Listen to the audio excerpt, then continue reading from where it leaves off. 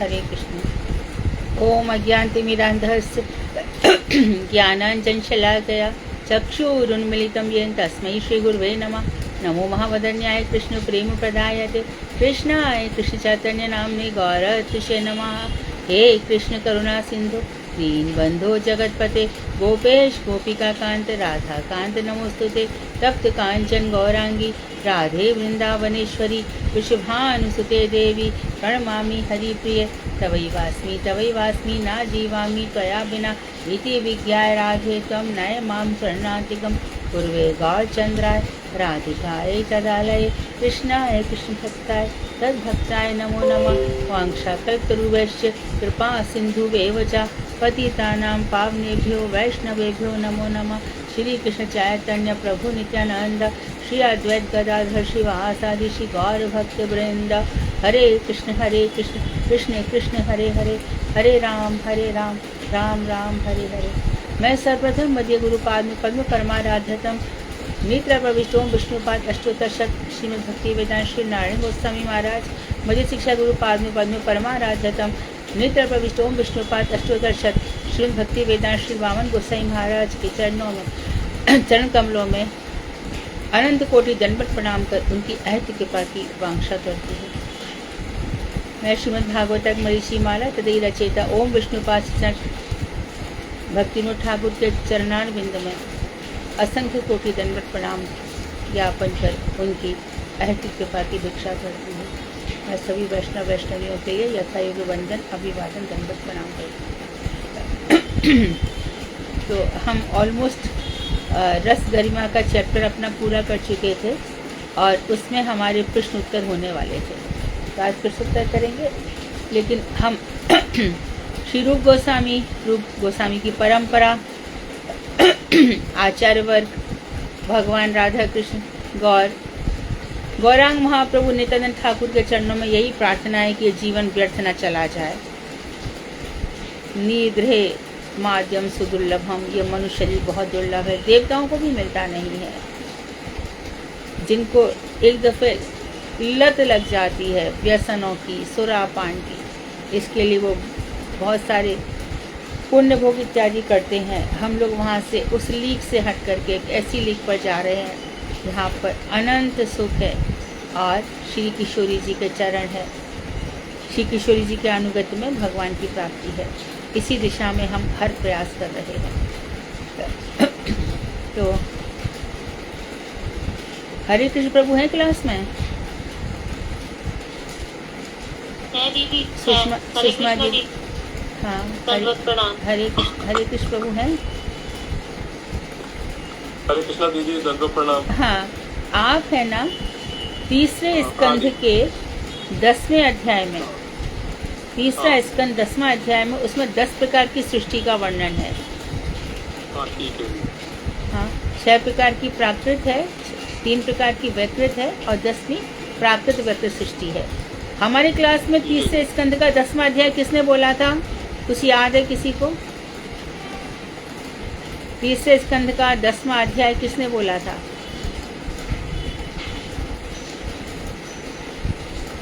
अरे किसी ने तो बोला था। लिखा हुआ है लेकिन अभी मैं देख के बता सकती हूँ, मैंने अलग जगह किया था। हाँ, लेकिन जिसने बोला था उसको तो याद होगा ना, सुधा? हाँ जी। अभी क्लास में सिर्फ 24 लोग हैं, मुझे पता नहीं किसने कथा बोली थी उस वक्त क्लास में। भारती दीदी बोली थी क्या? हाँ, भारती दीदी बोली थी शायद। अच्छा, ठीक है। तो इसमें डाउट रहता है सबको कि ये सृष्टि 10 प्रकार की कैसे है, तो एक दफ़े हम रिवाइज करेंगे, है ना? ठीक है। प्रश्न, हाँ, प्रश्न उत्तर प्रारंभ करें। जी दीदी, पहले तो जैसे सुषमा दीदी ना, पहले हिमा दीदी ना, फिर सुषमा दीदी ने बनाया, तो हिमा दीदी शुरू करेंगे। हिमा दीदी आप पूछे। हरे कृष्ण दीदी, नाम राधा दासी दीदी है क्लास में क्या? हाँ जी दीदी, बहुत प्रणाम। आप हो ना दीदी, आप नाम ले लो दीदी अपनी। हाँ जी दीदी, जी हिमा दीदी कर लो। हरे कृष्ण दीदी, दंडवत प्रणाम, सभी को दंडवत प्रणाम।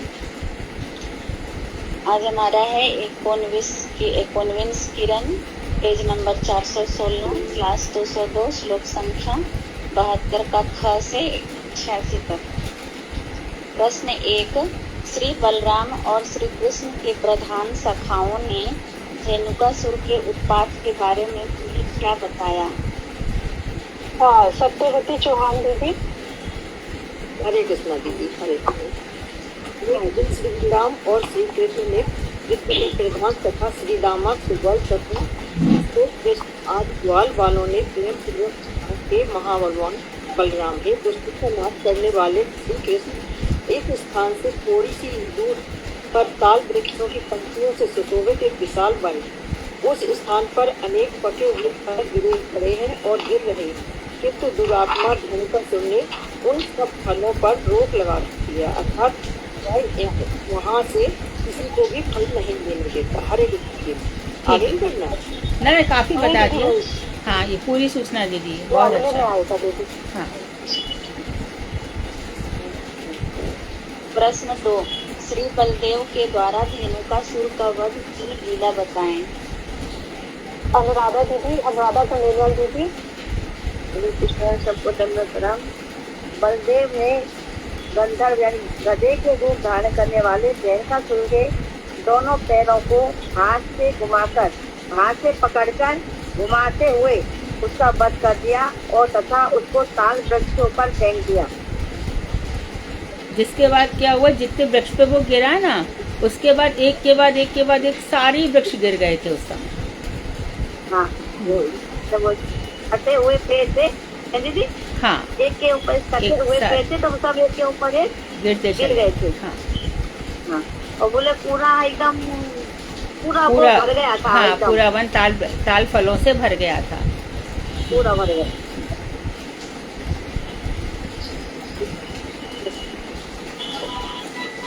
उसके आगे एक लाइन है दीदी कि ब्रजवासी लोग निर्भय होकर फिर ताल हाँ, फिर तो उसका फल यही होगा ना, फिर ब्रजवासी निर्भय होकर ताल फल खाने लगे और गाय भी स्वच्छंद पूर्वक घास चलने लगी। हाँ। प्रश्न 3।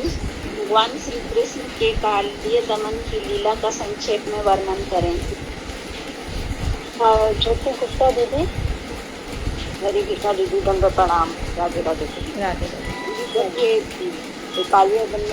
कालिया गंगा जी के जल में बैठा था आकर, तभी से वहाँ का जल बहुत दूषित हो गया था और सभी ग्वाल बाल कोई भी पानी नहीं पी सकता था और जो गाय वगैरह जो पीते थे वो सभी मतलब मूर्छित हो जाते थे। तो इसलिए सब लोग बहुत परेशान थे। तो भगवान कृष्ण को जब पता लगा तो उन्होंने उसमें कदम के पेड़ से उसमें कूदे और कूदते तो उन्होंने कालिया नाग को बदल करने के लिए, तो उन्होंने कालिया नाग को मतलब कालिया नाग ने उनको अब सोया हुआ था, जब वो जागा तो उसने अपने चारों तरफ उनको लपेट दिया। तो भगवान ने अपना शरीर फुलाया तो उसको बहुत कष्ट होने लगा। तो उनकी नाग शक्ति ने उनसे प्रार्थना करने लगी कि आप उनको मारिए मत। फिर उन्होंने उनके मतलब उनके शीश पर चढ़कर नृत्य किया और उसके बाद कालिया नाग ने उनके क्षमा मांगी। तो फिर उन्होंने कहा कि आप यहाँ से चले जाइए, वरना जीत में चलेगा। तो आपको बिल्कुल जरूर और बंद करेगा। तो कहते नहीं, मेरे आप तुम्हारे शीश पर मेरे चरणों की छाप है, इसलिए तुम्हें कुछ नहीं करेगा। तो उसकी शुद्धि के लिए भगवान ने और वहाँ के जल की शुद्धि के लिए सर को वहाँ से निकाल दिया। तो सर को उनकी परिक्रमा करके अपने पत्नी पुत्र मित्रों के सहित यमुना में चला गया और यमुना का जल भी शहीद हो गया और वो अमृत के समान मधुर हो गया। हरे कृष्णा जी। प्रश्न 4। गमन के बाद कालिंदी के तट पर हुए श्री कृष्ण द्वारा कावाग्नि पान लीला का वर्णन संक्षेप में करें। सुषमा दीदी। हरे कृष्ण। कालिया नाग का मर्दन करने के बाद उस दिन सारे ब्रजवासी और सारे पशु वहीं कालिंदी के तट पर ही निवास कर रहे थे। अचानक उस शुष्क वन में भयंकर दावाग्नि उत्पन्न हो गई, जो कि संपूर्ण ब्रज को जलाने का प्रयास करने लगी। सभी लोग सो रहे थे, लेकिन जब अग्नि का ताप पाकर उनकी नींद खुली। टीकाकारों ने बताया कि ये आग कंस ने लगवाई थी। हाँ। तो वो घबरा करके उठ गए और उन्होंने भगवान श्री कृष्ण के शरणागत हुए और अपने लोगों को व्याकुल देखकर भगवान ने उस भयंकर अग्नि का उसी क्षण पान कर लिया था। हरे कृष्णा जी। कृष्ण ने उस समय उनसे आंख बंद करने को क्यों कहा था सुषमा दीदी? इसलिए कहा था जिससे कि उनको ये भी पता चल जाए कि ये दावाग्नि का पान भगवान ने किया है। कहीं वो डर ना जाए, क्योंकि कृष्ण के प्रति उनका वात्सल्य भाव है, सख्य भाव है, मधुर भाव है, ये सब भयभीत हो जाएंगे और कहीं कृष्ण को ईश्वर समझने लगेंगे तो सारे रसी खत्म हो जाएंगे। अगला थैंक यू। प्रश्न 5, श्री बलदेव द्वारा प्रलंबा सुरवध का वर्णन संक्षेप में करें। इंदु बाई दीदी। हरे कृष्णा, दंडोत प्रणाम सभी को। भगवान दीदी, एक दिन वृंदावन में जब श्री बलराम और श्री कृष्ण गौ चला रहे थे तब प्रलम्ब नामक असुर उनका वध करने के लिए आए थे। उसने एक गोप का रूप धारण किया और वहाँ उपस्थित हुआ। भगवान श्री कृष्ण सर्वज्ञ थे, सब कुछ जानते थे, वो उसे जान गए और जानने पर भी उसका वध करने का विचार करके उन्होंने उसका पहले मित्रता का व्यवहार किया और उसको खेल में पराजित कर दिया। भगवान कृष्ण ने श्री दामा को ग्रहण करने लगे और भद्रसेन ऋषभ को और प्रलंबासुर को बलदेव को ग्रहण करने लगा। बलदेव ने प्रलंबासुर को पहचान लिया और क्रोध पूर्वक उसके मस्तक पर जोर से घुसा मारा। जैसे इंद्र पर्वत को बजकर आहत करता है, उसी प्रकार से उन्होंने एक ही आघात से उस असुर का मस्तक विलीन कर दिया और मुख द्वारा गमन करते करते प्रचंड शब्द करता हुआ प्रलंबासुर प्राणहीन होकर पृथ्वी पर गिर पड़ा। हरे कृष्णा। हिंदू जी, बलराम जी ने कितने असुर मारे हैं? कितने मारे हैं तुम्हें पता नहीं? हाँ, तो भी पता नहीं है रहेगा। हरे कृष्ण जी। मैं बताती थी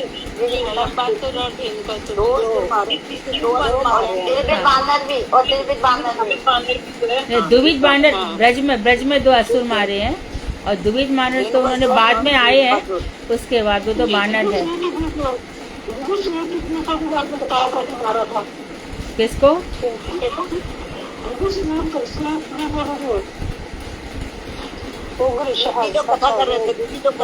हाँ, सूत जी। हाँ, वो उनका हाँ, असुर में असुर पूछा था, 2 असुर मारे है ना, और मैंने अक्सर बताई ये बात। आगे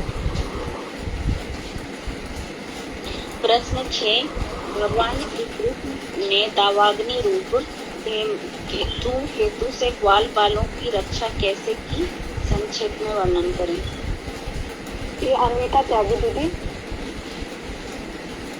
हरे कृष्ण भगवान से देखो, लेकिन दावाग्नि रूप हेतु उन दासियों को जलाकर भस्म करने के लिए अपने सारथी वायु की सहायता से स्थावर और जंगल सभी प्राणियों को जलाने लगा। भगवान बालों को आहुति देकर श्री कृष्ण ने इन सबके नेत्रों को बंद कराकर उन भयंकर अग्नि का मुख द्वारा पान कर लिया तथा महायोग शक्ति द्वारा सभी को अग्नि से मुक्त कर दिया। हरे कृष्ण।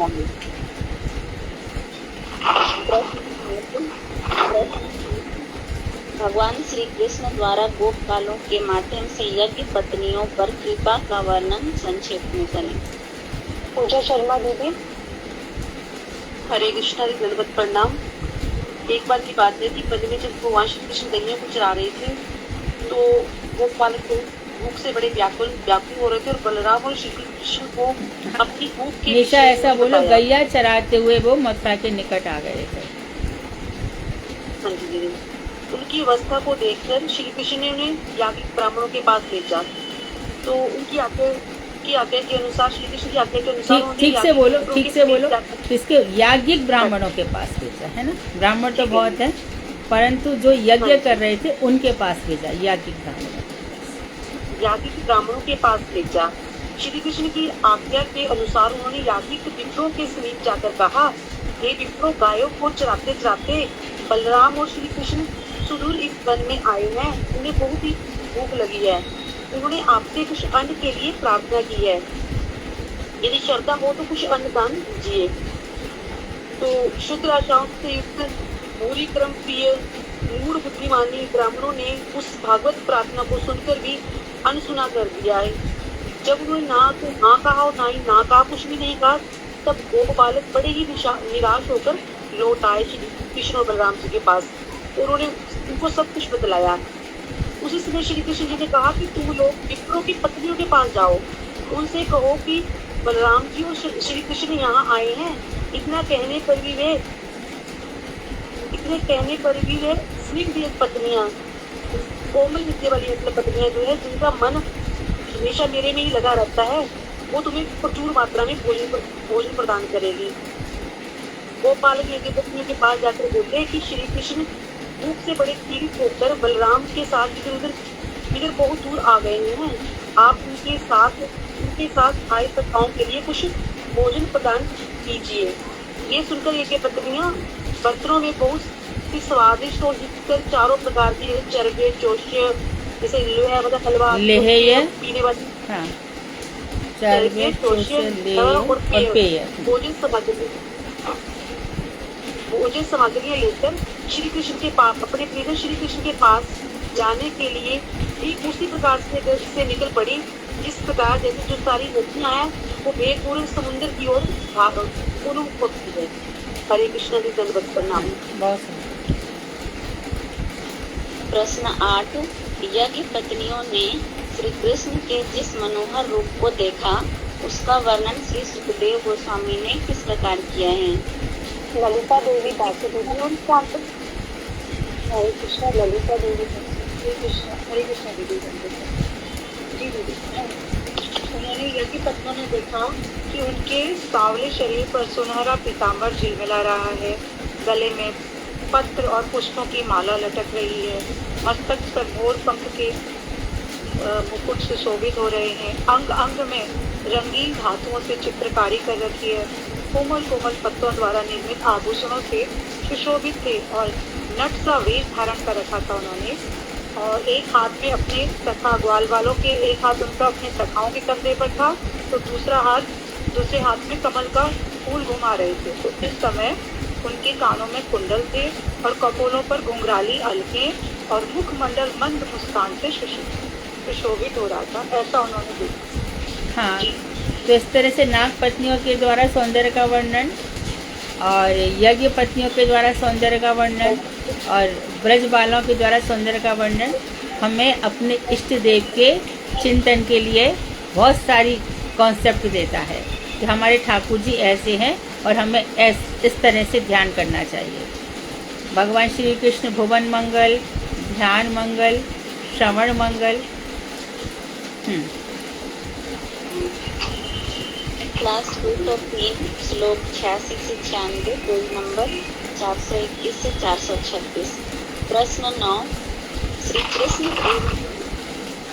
कृष्ण एवं यज्ञ पत्नियों के परस्पर वार्तालाप में बुद्धिमान पुरुष के बारे में श्री कृष्ण ने क्या कहा है? सीमा झा दीदी।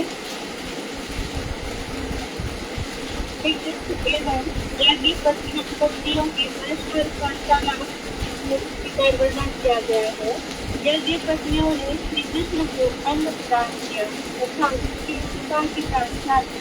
उनकी प्रार्थना सुनकर श्री कृष्ण ने कहा, हे सुग्रीव, इस संसार में अपनी सच्ची भलाई समझकर क्षण कर करने वाले जितने भी बुद्धिमान हैं वो मेरे प्रति ऐसे यज्ञ और नैवेद्यमयी भक्ति करते हैं, जैसे प्रिया प्रियतम की दर्शन भावन तथा अनुकीर्तन द्वारा मुझमें जैसा है, मेरे करने पर भी वैसा ही नहीं अतएव तुम लोग करे जाए और मेरी भक्ति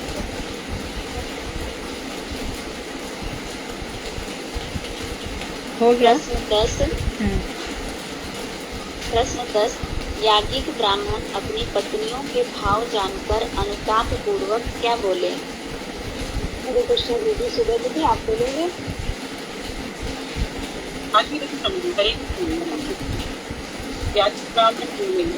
कि हम उन आबाद ज्ञान संपन्न भगवान श्री कृष्ण को प्रणाम करते हैं, जिनकी माया से भूमि को हम केवल कर्म मार्ग में ही अटकते हैं। कर्म मार्ग में भगवान साक्षात सामने थे लेकिन उन्होंने पुष्प मानी नहीं ना, वो हवन ही करते हैं। वे हवन कैसे, जो कि नश्वर क्रियाएं हैं उनका फल भी नश्वर होता है, वो समाप्त हो जाता है। नहीं कुछ नहीं। प्रश्न 11। भगवान श्री कृष्ण ने नंद महाराज से इंद्र की पूजा के विषय में क्या कहा और ब्रजवासियों ने क्यों किया? राधा प्रिया दर्शन दीदी आपके हैंड से आप कितना दिन भगवान श्री कृष्ण ने नंद महाराज से इंद्र की पूजा के विषय में पूछा। हे तात, जब सब प्राणी अपने अपने कर्मानुसार फलों का भोग कर रहे हैं, तब उनकी पूजा ग्रहण करने में इंद्र का क्या अधिकार है? मनुष्य अपने स्वभाव भी जो कर्म करता है उसे इंद्र भी नहीं बदल सकता। अतः गो को घास प्रदान करने के लिए उपरांत श्री गोवर्धन पर्वत को उपयुक्त पूजा एवं उपाय सामग्री प्रदान कीजिए। इतना ही देना है। हाँ नहीं, ठीक है, बढ़िया।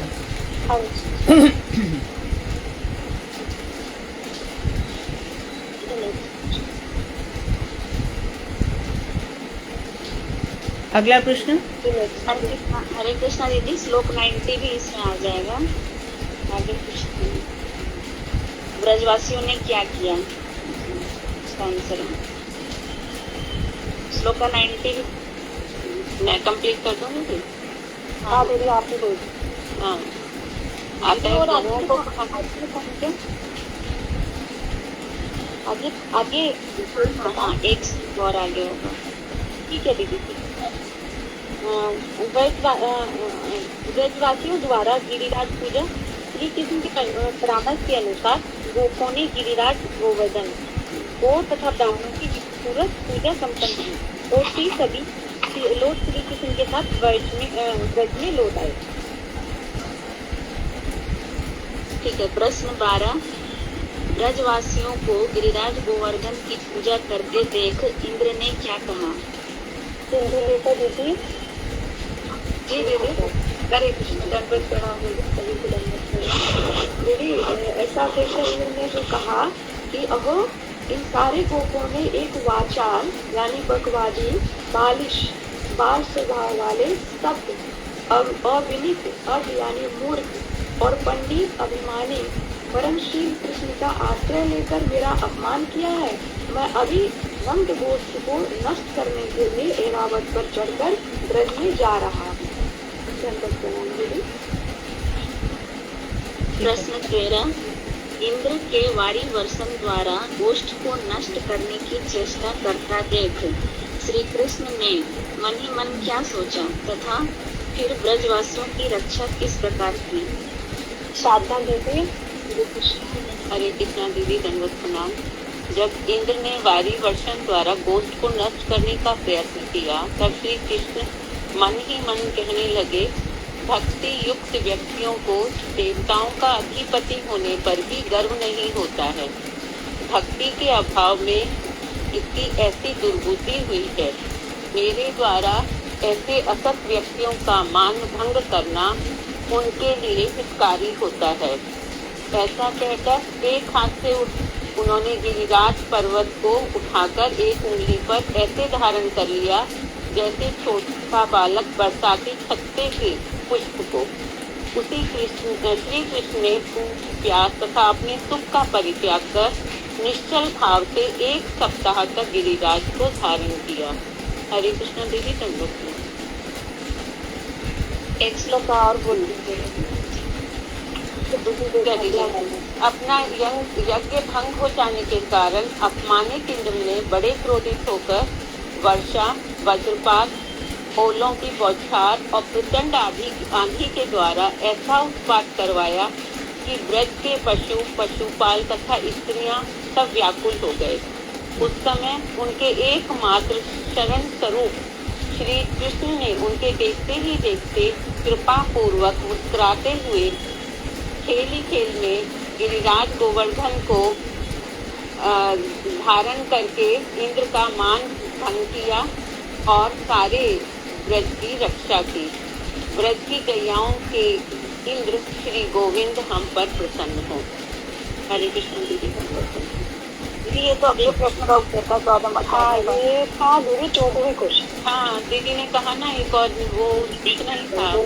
93 को और खा बोले थे कि वापस जो चलो भगवान विद्वान के वापस स्थापित करने। चलिए कोई क्वेश्चन नंबर 15। कृष्ण तत्व को जानकर इंद्र ने प्रणत होकर क्या कहा? क्वेश्चन शर्मा दीदी, अभी आपसे नहीं दिए ना हमसे। क्वेश्चन शर्मा दीदी, कृष्ण तत्व को जानने के उपरांत इंद्र ने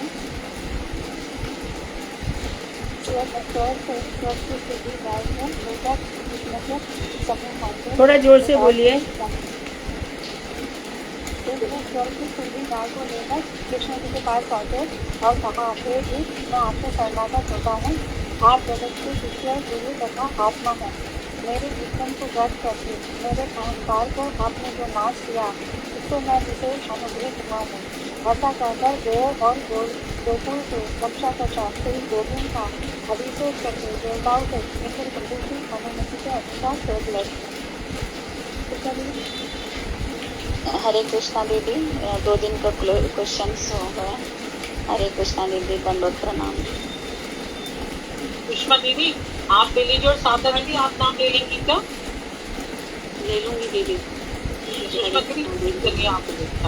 अच्छे प्रश्न थे हेमा, सबके उत्तर भी आए। कोई भी ऐसा नहीं था जिसको उत्तर नहीं आता था, सब अच्छी तैयारी करके आए। सबने पढ़ा है, मार्क किए आंसर्स और लाए। अभी तो मुझे लगता है कि यदि आप लोग चाहें तो सबकी माँ बहुत सपोर्टिव होती है। माँ से कहें कि हमारा भागवत का आयोजन करो 7 दिन का। आपके घर में हम शॉर्ट में भागवत सुनाते हैं, यानी बहुत बड़े स्केल पर नहीं, शॉर्ट स्केल पर। ऐसे आप प्रयास कर सकते हो।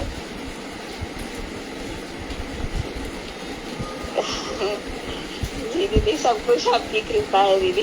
हाँ, ऐसा जो जिसको फेवरेट हो, माँ हो, सास हो, भाभी हो, बहन हो, पड़ोसन हो, कोई भी हो, उसको बोलो कि देखो रोज आओ और मेरे से 7 दिन कथा सुनो।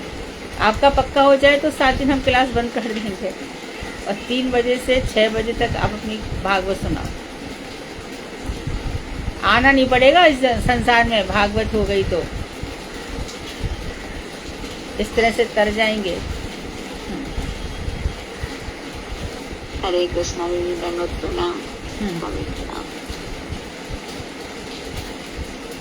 प्रश्न 1। श्री कृष्ण किसका उद्धार करने के लिए कहाँ गए और क्यों? सत्यवती दीदी। हरे कृष्णा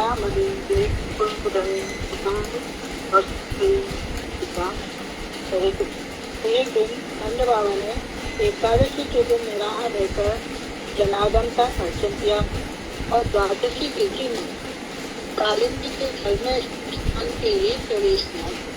श्री नंद ने रात रहते ही जल में प्रवेश किया, इसलिए वरुण के सेवकों द्वारा कल्पित आसुरी बोला की अवज्ञा के दोष के कारण वरुण के सेवक उन्हें पकड़कर वरुण लोक में ले गए।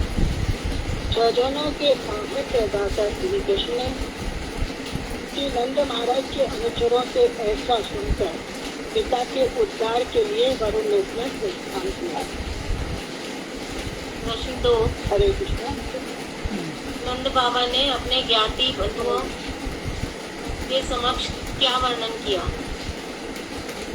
विनीता दीदी। हरे कृष्ण दीदी। हाँ, इंद्रिया थी तो सुधा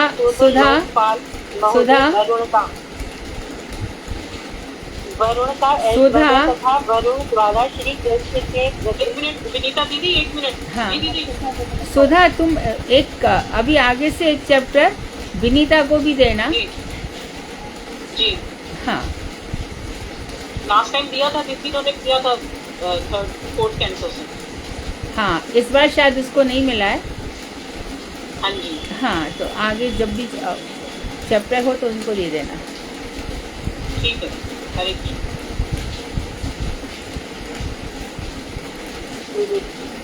इंद्रियातीत अदृश्य पूर्व लोकपाल महोदय वरुण का ऐश्वर्य तथा वरुण द्वारा श्री कृष्ण के प्रति की गई भक्ति पूर्ण अभिव्यक्ति का दर्शन करके उसे श्री नंद बाबा ने अत्यंत विस्मय के साथ अपनी ज्ञाति अर्थात कुटुंबियों के समक्ष वर्णन किया। हरे कृष्ण। प्रश्न 3। श्री कृष्ण का गोप गणों को गोलोक का दर्शन कराने के पीछे क्या उद्देश्य था? योगेश प्रभु जी।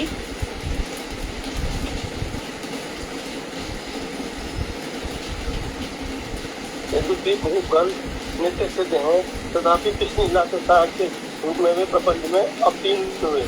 उनके अनुग्रह साधन सिद्ध बहुगण कहीं यह न सोच कि जैसे इस श्लोक में सभी अविद्या रूपी काम धर्म द्वारा ऊंची ऊंची गतियों में भ्रमण करते हैं, हम भी वैसे ही ऊंची ऊंची गतियों में भ्रमण कर रहे हैं। ऐसा विचार कर अर्थात उनके संशय को दूर करने के लिए महाकारुणिक सर्वशक्तिमान श्री कृष्ण ने उस साधन को प्रकृति से अतीत परतत्व जो गोलोक नामक अपना अचिंत्य लोक है उसका दर्शन कराया।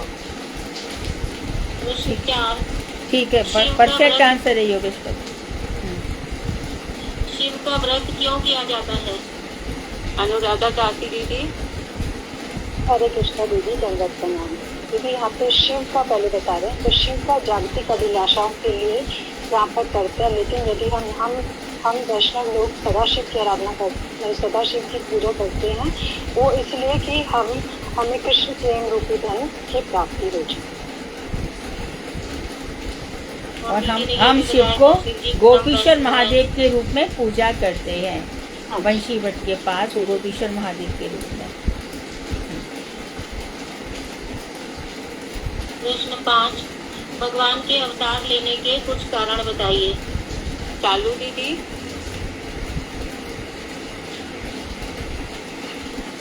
हरे कृष्ण दीदी। एक दिन शिव चतुर्दशी के उपलक्ष्य में उत्सुकता और कौतूहल पूर्वक समस्त गोपों के साथ नंद जी बैलगाड़ियों में नहीं, भगवान के अवतार के कारण बताने हैं दीदी। चालू दीदी खुश। प्रश्न अच्छा 5। दीदी, भगवान अवतार क्यों लेते हैं, चालू बताओ। अच्छा दीदी, यदा यदा ही धर्मस्य ग्लानि भगवती भाति, भगवान के अवतार लेने के दो कारण है, एक मुख्य एक गौण। मुख्य कारण दीदी ये है कि भगवान ना अपने भक्तों के आनंद प्रदान करने के लिए और खुद उसमें मतलब जहाँ भगवान कहते हैं कि जहाँ मेरा कीर्तन हो वहाँ मैं हो जाता हूँ। और दूसरा कारण ये है कि जो संत लोग हैं और मतलब वो जो राक्षस हैं उनका वध करने के लिए दीदी, वो गुण है। और मुख्य कारण भक्तों को आनंद देने के लिए दीदी। संतों का नहीं दीदी, क्या कह रहे हो आप? शापित लोगों का उद्धार। शापित लोगों का सॉरी दुष्टों का उद्धार और राक्षसों का वध करने के लिए। शिव का और ब्राह्मण व्रत के लिए। बहुत सारे और ब्राह्मण के लिए। हाँ ठीक है, ब्राह्मण इत्यादि के लिए। और जब बहुत सारे भक्तों की वस्तु सिद्धि होने का चांस हो जाता है, जैसे हमने पढ़ा था ना यौथिकी और अयौथिकी, तो बहुत सारा ग्रुप जैसे दंडकारण्य बनने के ऋषि थे, एक साथ उन लोगों ने भजन किया था। तो ऐसे लोगों का जब समय हो जाता है तभी भगवान या फिर अयोध्या की नारियाँ भगवान श्री राम के यज्ञ में जो शामिल हुई स्वर्ण प्रतिमाएं, श्रुतियाँ, ये सब जब एक साथ इकट्ठी हो जाती है तभी भगवान अवतार लेते हैं। प्रश्न 6। शिव चतुर्दशी पर सर्प उद्धार लीला का संक्षेप में वर्णन करें। संतोष शर्मा दीदी। हरे कृष्ण। हाँ, एक दिन श्री नंद की चतुर्दशी के उपलक्ष्य में उत्सुकता और कौतूहल पूर्वक समस्त गोपों के साथ बैलगाड़ियों पर बैठकर सरस्वती नदी के तट पर स्थित अंबिका बन गए थे। उस दिन सभी ने केवल जल का ही पान किया था तथा महाभाग नंद सुनंद नदी के साथ किया। इस अंबिका वन में एक इतना भारी अजगर सर्प रहता था। उस दिन वह बहुत भूखा था। देववश वह इधर ही आ निकला और सोए हुए नंद को ग्रसित कर लिया। लुखटियों और जली लकड़ियों से मारे जाने पर भी वह उस सर्प ने को छोड़ा नहीं। सप्तपति भक्त वत्सल से उसने अपने चरणों से सर्प को स्पर्श किया। श्री कृष्ण पाद पद्म के स्पर्श से उसके समस्त अशुभ नष्ट हो गए। उस सर्प ने विद्याधरों द्वारा अर्चित दिव्य देह को प्राप्त किया। उसका सर्प वपु तथा के लिए द्रवीभूत हो गया। संतोष कॉन्फिडेंस के साथ बोलो। इतनी क्वालिफाइड हो, इंग्लिश से एमए किया है, हेजिटेंट क्यों होती हो? पता नहीं कुछ अंदर से होता है मेरे ना। क्या अंदर से होता है? अंदर तो भगवान है, अंदर क्या होता है? उनको पहचानो। घबराहट क्यों होने लगती है? किस लिए घबराहट क्यों होती है? अभी देखो सब कितना अच्छा बोल रहे हैं। हाँ दीदी। हाँ, आगे से घबराना नहीं है। प्रश्न 7, शंखचूड़ के वध की लीला के बारे में बताइए। शिवानी दीदी।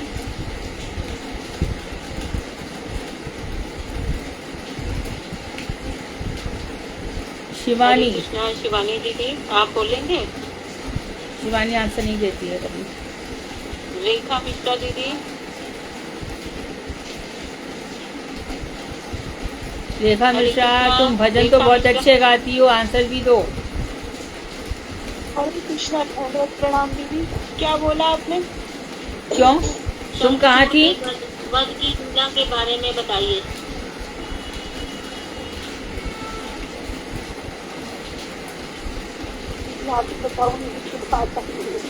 दीदी मैं बोलूं? हाँ बोलो बोलो। जोशी दीदी। मैं बोली किसने कहा? ज्योति दीदी ने। हाँ ज्योति दीदी बोलिए।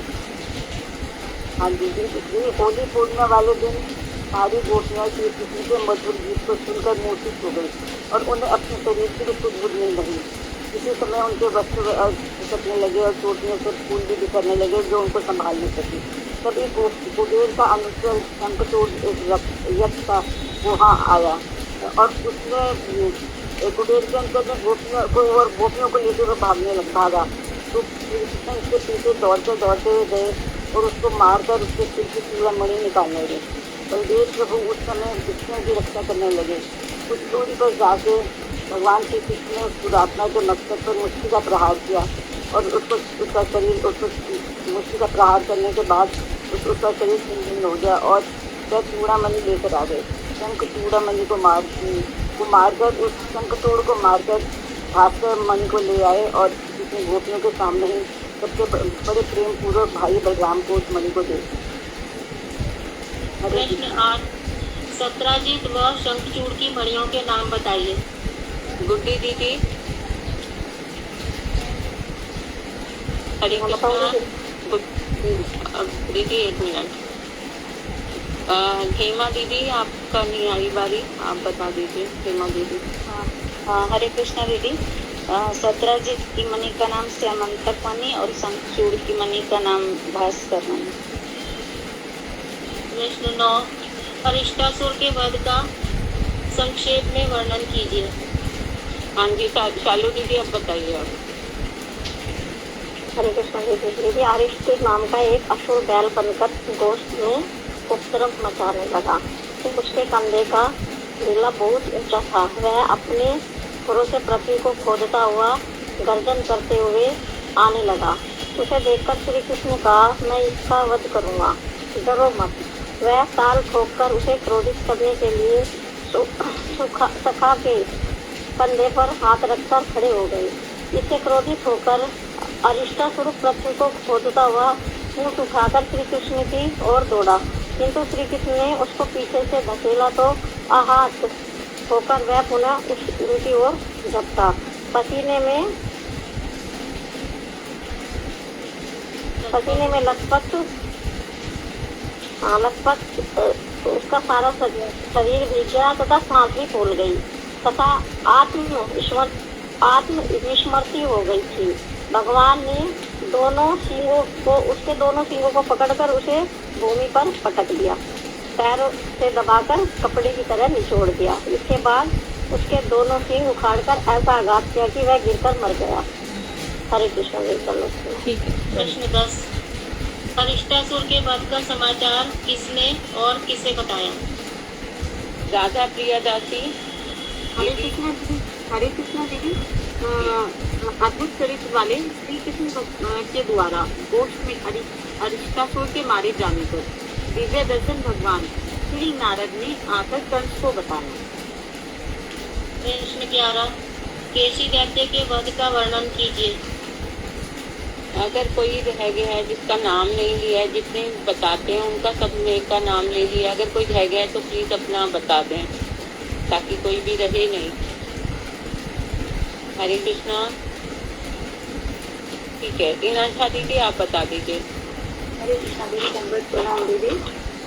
इसमें है कि कंस द्वारा प्रेरित केशी नामक एक भयंकर असुर विशाल घोड़े के रूप में अपने खुरों के द्वारा को खोदता हुआ मन के समान वेग से दौड़ता हुआ ब्रज में उपस्थित हुआ तथा अपनी गर्दन के छितराए हुए बालों के द्वारा बादलों और विमानों को आकाश में विच्छिन्न करके गिनगिनाहट के द्वारा सबको भयभीत करने लगा। श्री कृष्ण ने उसके मुख में अपने हाथ को डालकर इतना बढ़ाया कि उसकी श्वास वायु बंद हो गई। वह चारों पैरों को पीटते पीटते बसने से लकत हो गया। उसकी दोनों आंखें बाहर निकल आई और मल मूत्र का त्याग करते हुए उसने प्राणों का त्याग कर दिया। कृष्ण 12 व्योमासुर कौन था तथा उसका वध कैसे हुआ। सुषमा दीदी, इसका आंसर आप ही बता दीजिए। हाँ जी, व्योमासुर मैदानव का पुत्र था। एक दिन जब सब ग्वाल बाल पर्वत की चोटियों पर गौओं को चराते चराते कुछ चोर, कुछ रक्षक तथा कुछ पेड़ बनकर लुका छिपी का खेल खेलना आरंभ करने वाले थे, इसी समय व्योमासुर गोप वेश धारण करके आया और पेड़ बने हुए बच्चों का हरण करने लगा और वह उनको पहाड़ की गुफा में ले जा करके बंद करके आ जाता था।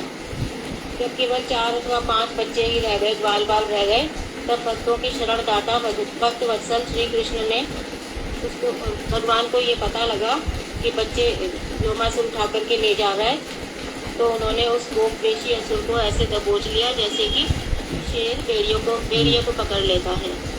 श्री कृष्ण ने दोनों हाथों से उसे पृथ्वी पर गिराया और पशु की भांति उसका गला घोटकर मार डाला और गुफा के आगे रखी हुई चट्टान को हटाकर ग्वाल वालों को उस स्थान से बाहर निकाला। ठीक है, बढ़िया। कृष्ण 13 ब्रज में पहुंचने पर जब श्री अक्रूर जी ने श्री कृष्ण व बलराम जी को देखा तो अक्रूर जी की क्या स्थिति हुई। हरे कृष्ण दीदी, इसका आंसर मैं दे देती हूँ। अक्रूर जी ने ब्रज में पहुंचकर जब राम और कृष्ण को देखा तो स्नेह से विहीन हो गए तथा उनके चरणों में रथ से उतरकर साष्टांग दंडवत प्रणाम किया। उनकी आंखों से अश्रुधारा बह निकली, सारे शरीर में पुलकावली छा गई तथा कुछ भी बोलने में असमर्थ हो गए। हरे कृष्ण दीदी, दंडवत प्रणाम। प्रश्न 14 अक्रूर जी ने श्री कृष्ण को क्या बताया और उसके बाद नंद बाबा ने क्या किया। सुधा दीदी। हाँ जी, हरे कृष्णा दीदी, दंडवत प्रणाम। गाधी पुत्र अक्रूर जी ने कृष्ण को कंस के अत्याचारों के बारे में बताया, यादवों के प्रति उसका वैर भाव भी बताया, देव की वसुदेव के वध करने का उसका उद्यम भी बताया और बलदेव प्रभु ने यह सारी बात नंद बाबा को बताई। तो नंद बाबा ने सबको ये आदेश दिया कि सारा का सारा गोरस एकत्र करो और राजा के योग्य भेंट सामग्री जो है उनको भी एकत्र करो। और फिर इसने शक्तों से बैलों को दूर दिया और सबके सब वृंदावन चले, वसुदेव के पास मथुरा चले, कंस के पास। और बलराम प्रभु दोनों के दोनों अक्रूर जी के साथ रथ पर बैठे और इस तरह सब यमुना के तट पर पहुंचे। हरे कृष्ण। प्रश्न 15 भगवान श्री कृष्ण के चरण में कितने चिन्ह हैं, उनके नाम बताइए। अनुराधा खंडेलवाल दीदी। हरे कृष्णा, सबको दंडवत प्रणाम। श्री कृष्ण के चरणों में 19 चिन्ह हैं। शंख, छत्र, ध्वजा, अंकुश, गज, कमल, शंख, स्वस्तिक, कलश, त्रिकोण, धनुष, खंबा, गदा, उद्ररेखा, जो, अंबर, जम्बू फल, खोपा, खुर, अद्रचन। ये 19 हो गए दीदी। मछली, त्रिकोण बताया। अच्छा, मछली रह गई। अरे दृष्टिकोण प्रश्न 16 पूजा पिछले जन्म में कौन थी? अनीता त्यागी दीदी। अरे कृष्ण दीदी कुब्जा पिछले जन्म में दीदी थी, तो इसमें कौन था क्यों? लता थी, हाँ ठीक है। प्रश्न 17 गोरस से क्या तात्पर्य है? योगेश प्रभु जी। ये नहीं आता। कृष्ण जी तो आसान है, दीदी ने बताया था दूध दही मक्खन छाछ ये सब गौरव है। वो भी तो बोलती है सुंदरी सखी वहाँ जाइए जहाँ मिले ब्रजराज गोरख में सत्य मिले एक पंच लोकाज। प्रश्न 18 जब अक्रूर जी श्री कृष्ण व बलराम जी को मथुरा ले जा रहे थे तब गोपियों की क्या दशा हुई और कृष्ण ने गोपियों के लिए संदेश किसके द्वारा भेजा?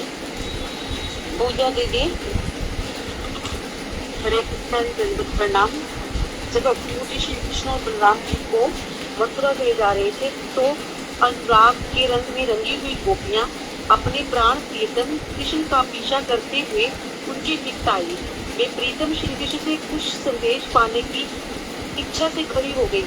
जब श्री कृष्ण ने देखा कि मेरे मथुरा जाने से गोपियां बड़ी दुखी हो रही है तब उन्होंने हम उन्हें आएंगे इस प्रकार के प्रेम को सांत्वना देने वाले वचन अपने दूत के द्वारा कहलवा भेजा। उन्होंने अपने दूत के द्वारा कहलवा दिया कि हम उन्हें आएंगे। जब तक रथ की ध्वजा और पहियों से उनकी धूल दिखती रही तब तक वो गोपियां श्री कृष्ण के साथ अपने चित्त को बेचकर चित्र की बांसुरी जो की धुनी खड़ी रही। हरे कृष्ण जी प्रणाम। ठीक है पढ़ो। प्रश्न 19 20वीं किरण में किन किन भक्तों को प्रणाम किया गया है और इनके जीवन तथा आत्मा कौन है? कुसुम दीदी।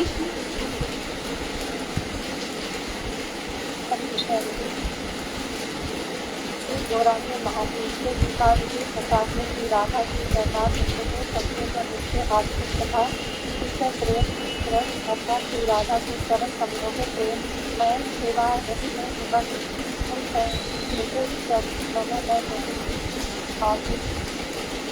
कौन कौन से भक्त दीदी?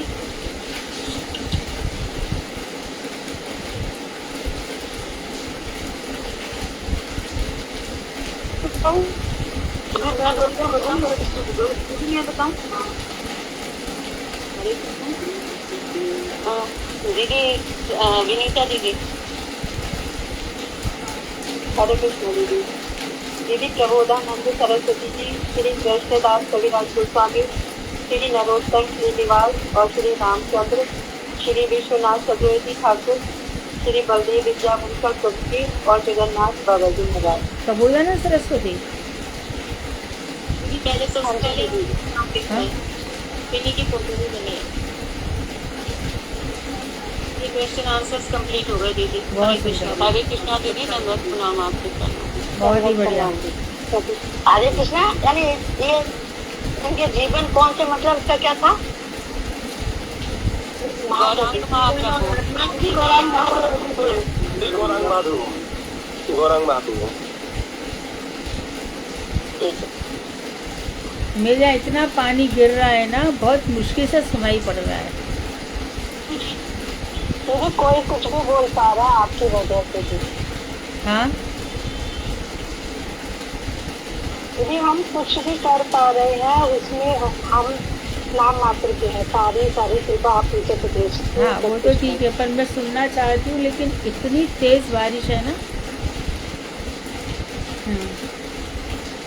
ठीक है, बहुत सुंदर, आप लोग बहुत आगे बढ़ रहे हो। श्रीमद् भागवत की कृपा है, भागवत भगवान का स्वरूप है। उद्धव जी को मिली भागवत, मैत्रेय जी को मिली है ना। पूरा तृतीय स्कंद मैत्रेय विदुर जी में चलता है। सूत और शौनक के बीच में चल रहा है, शुकदेव परीक्षित के बीच में चल रहा है, नारद और व्यास के बीच में चल रहा है, और ब्रह्मा और श्री कृष्ण के बीच में चल रहा है। वो सब संवाद हम लोग पढ़ रहे हैं, सुनो और सुन रहे हैं। इसी से हम लोग तृप्त करते हैं।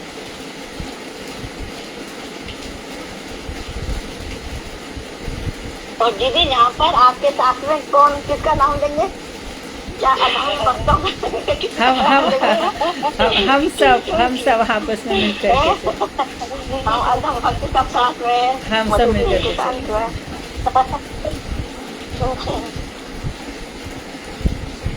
तो अच्छा रहा, बहुत अच्छा रहा।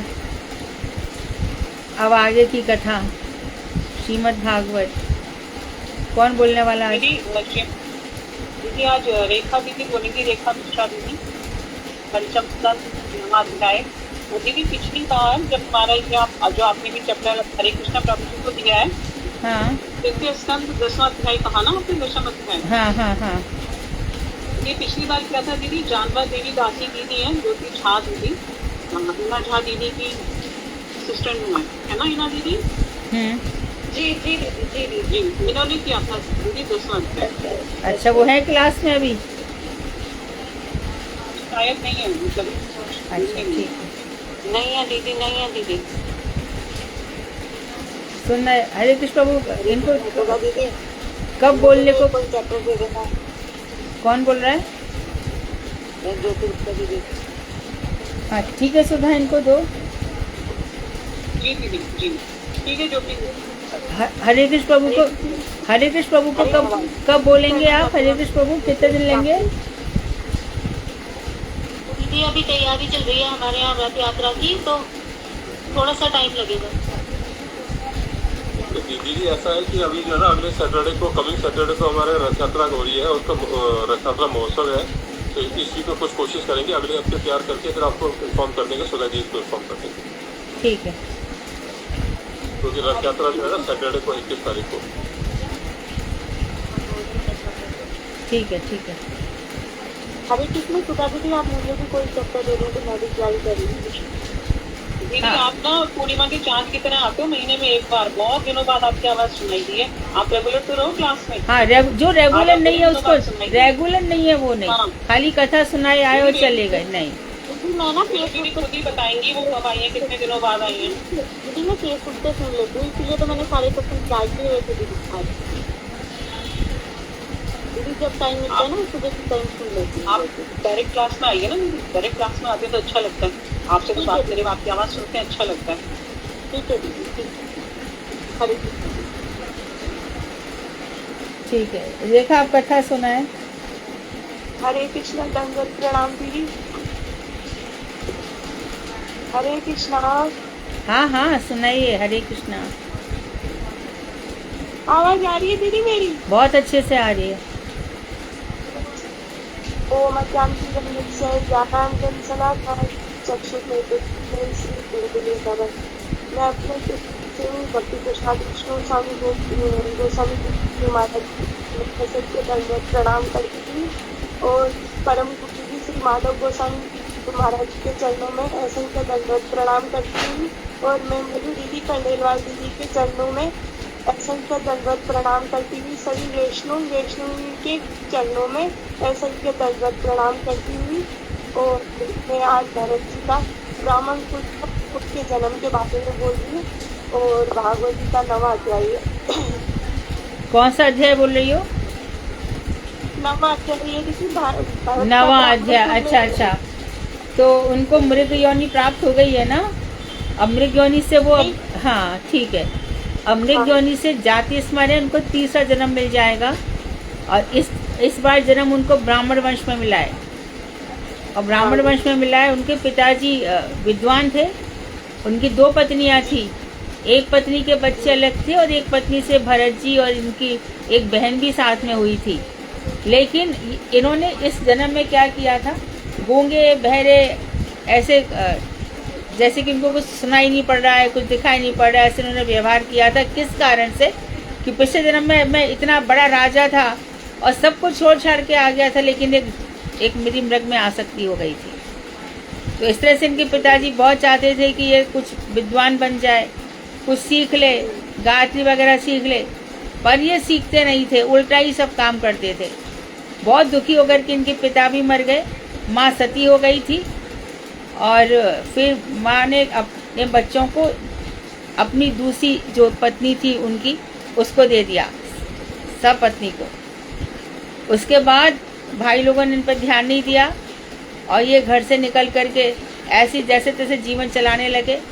खाने पीने का कोई ठिकाना नहीं था, पहनने ओढ़ने का कोई ठिकाना नहीं था, जिन्हें पूरा गंदा हो चुका था।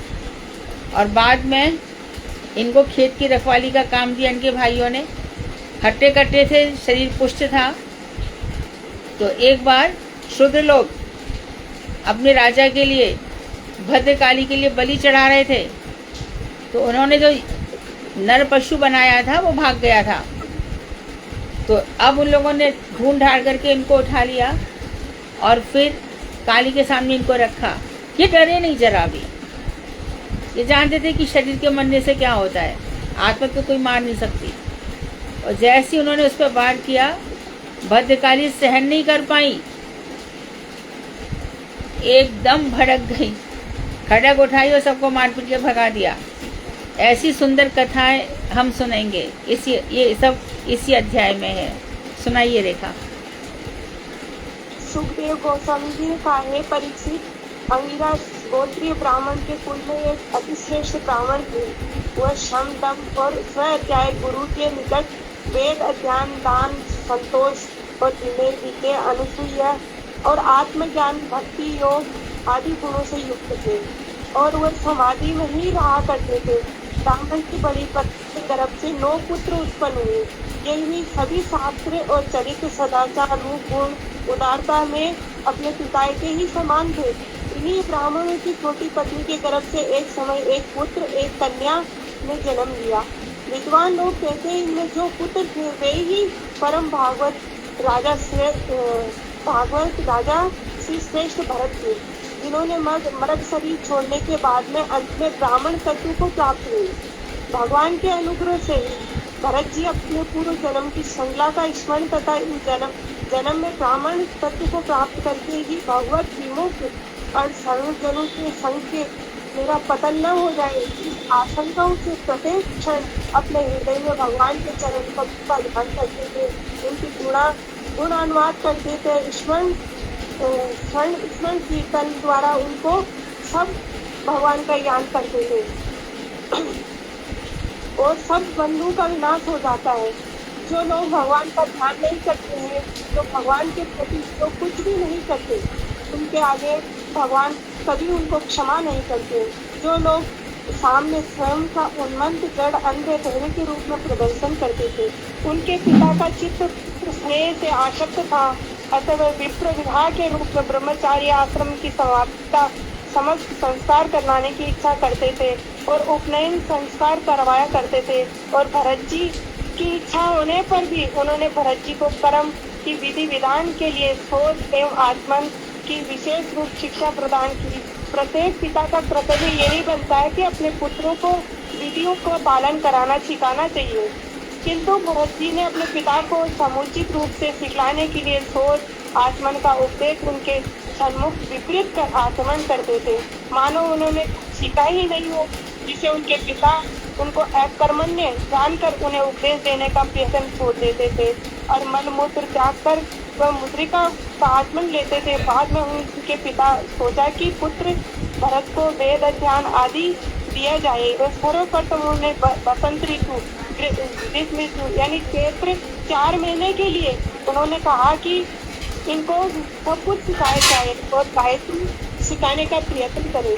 तब राजा परीक्षित ने कहा कि हे भरत, ये जो आहुतियां था उनका नाम का उच्चारण वो सीख नहीं पाते थे, क्योंकि वो अपना व्यवहार इस तरह रखते थे। इस प्रकार से ब्राह्मण अपने पुत्र भरत को आत्म स्वरूप को संबंधी ज्ञान प्राप्त करने का प्रयास करते थे, क्योंकि अतिशय स्नेह के कारण चित्त पुत्र में ही आसक्त था, क्योंकि भरत जी के पिता उनमें आसक्त रहते थे कि मेरा पुत्र मेरे लिए आगे बढ़े और भगवान का ध्यान करे। उनका प्रयास असफल रहता था। पुत्र अवश्य ही सुरक्षित करना चाहिए। अनुचित आग्रह से व्याकुल होकर उन्होंने पुत्र की इच्छा होने पर नियमित रूप से ब्रह्मचारी की विधि विधान यथा व्रतचारी, शोध, अज्ञान, व्रत का गुरु, अग्नि प्रिय इत्यादि सिखाने का प्रयत्न किया। उनका सारा आग्रह विफल हो गया। पुत्र विद्वान बनने ये आशंकाओं से सजोए हुए थे, अपूर्ण ही रहे। ब्राह्मण घर में आसक्ति के कारण अपने आप को भी नहीं भूल पाए। किंतु मृत्यु किसी को नहीं भूलती है। यथा समय मृत्यु आकर ब्राह्मण को ग्रास ही कर दिया।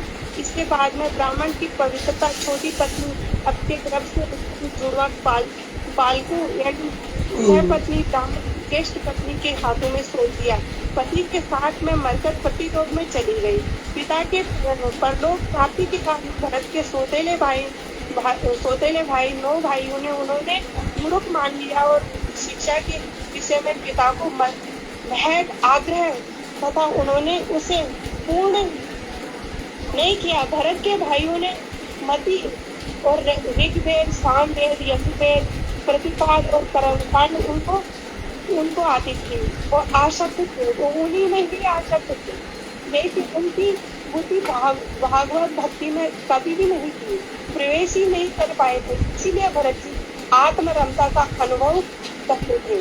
हे राजन, इधर नीच स्वभाव विवेक शून्य विपद पशु के समान मनुष्य भरत को उन्मत्त जड़वादी अथवा गहरा पूरा कहकर संबोधित करते थे। फिर भी उनके साथ तद्रूप व्यवहार करते यथार्थ उनके संबोधन के अनुसार थे। उनके साथ उन्मत्त बाधे इत्यादि समान व्यवहार करने लगते थे।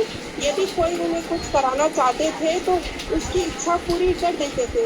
वेतन लेकर बिना वेतन ही ये खेतों में काम करते थे।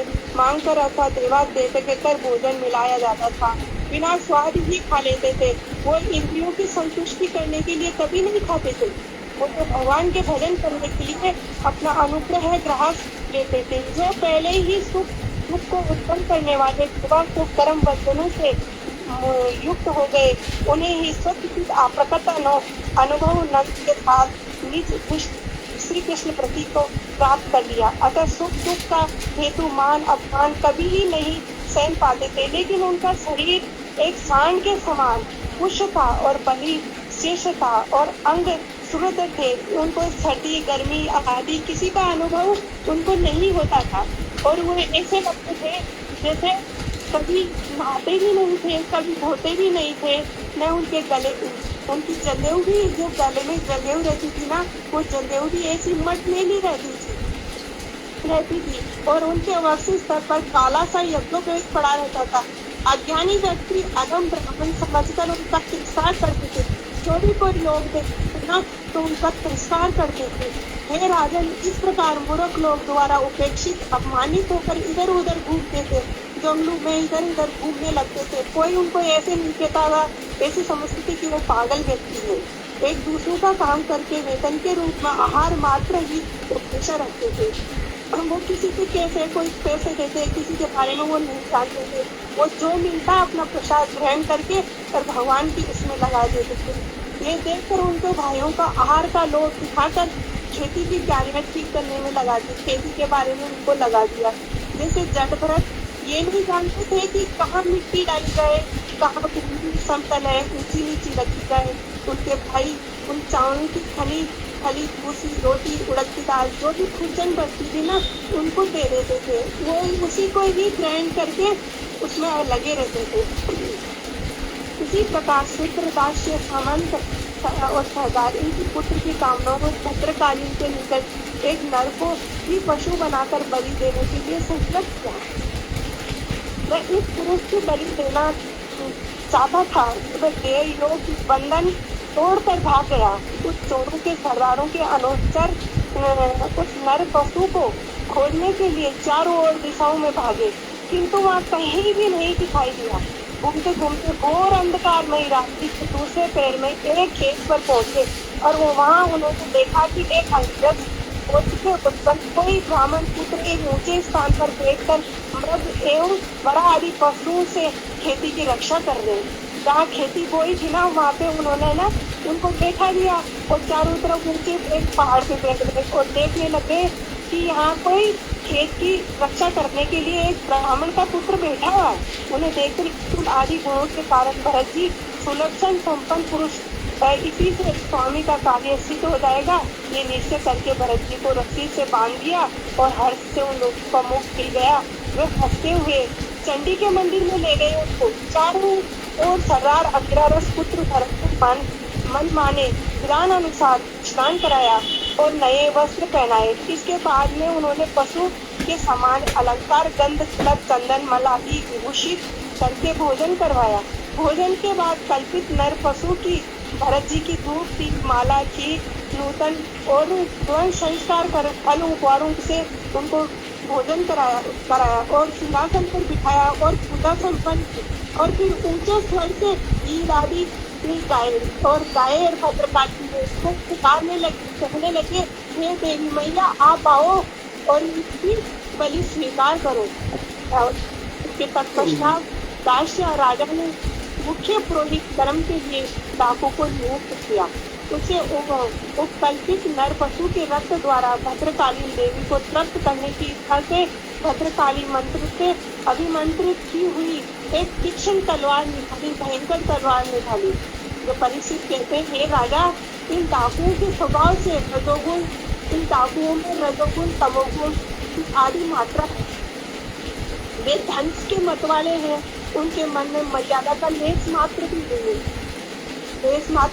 इसी कारण भगवान ब्राह्मण को तुच्छ समझ रहे थे और कितना मिनट हो गया रेखा आपको बोलते हुए? थोड़ा बस खत्म होने वाला थी। हाँ वो मुझे पता है, लेकिन हमने 15 मिनट का टाइम रखा हुआ है ना। आप पूरा ही बोल रहे हो, कहीं कुछ छोड़ा ही नहीं आपने, पूरा रीड कर रहे हो। एडिट करके बोलना चाहिए, हम रोज बोलते हैं, एडिट करके बोलते हैं। चलो आपकी बात बोलिए, करो नहीं, पूरा कर दो ना। अभी भद्रकाली तक तो पहुंच ही गई हो, अभी एक एक पॉइंट बोलोगी तो बहुत लंबा होता है ना, हमें वो तो चाहिए ही नहीं। हम बार बार कह रहे हैं कि कथा शॉर्ट करो, कथा शॉर्ट।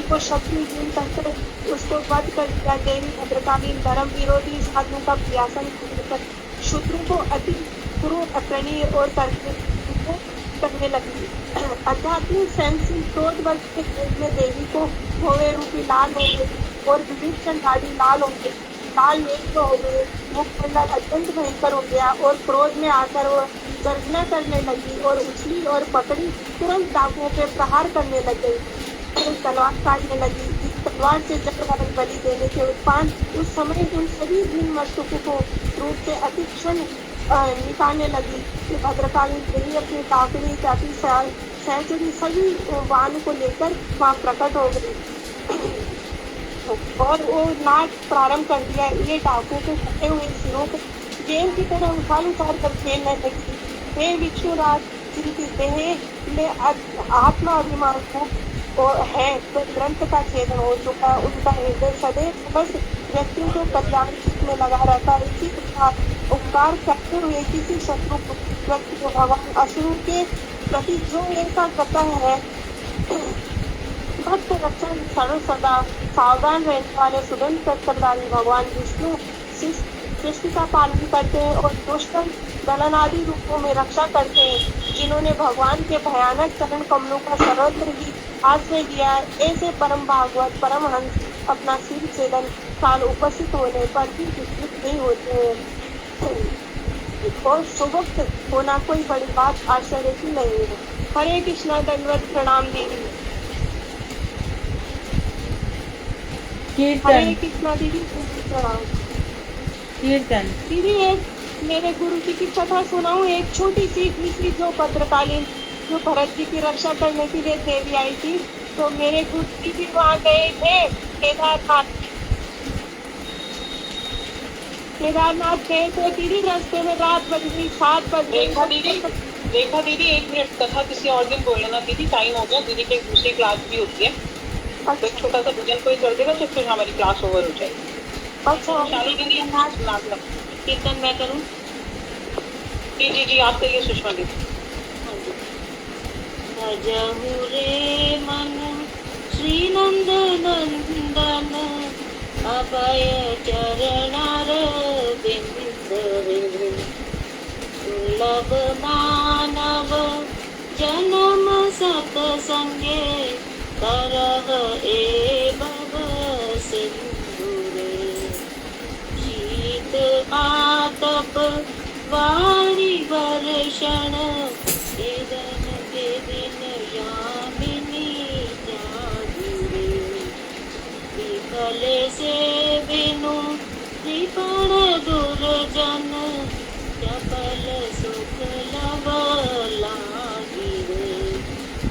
ए धन यौवन पुत्र परिजन इसे किया चे भरती गिरे कमल दल जल जीवन टल मल भजहु हरि पद नीतिरेद श्रवण कीर्तन स्मरण वंदन पाद सेवन दास रे जन सखी जन आत्म निवेदन गोविंद दास अभिलाष रे भजहु रे मन श्रीनंद नंदन अभय चरण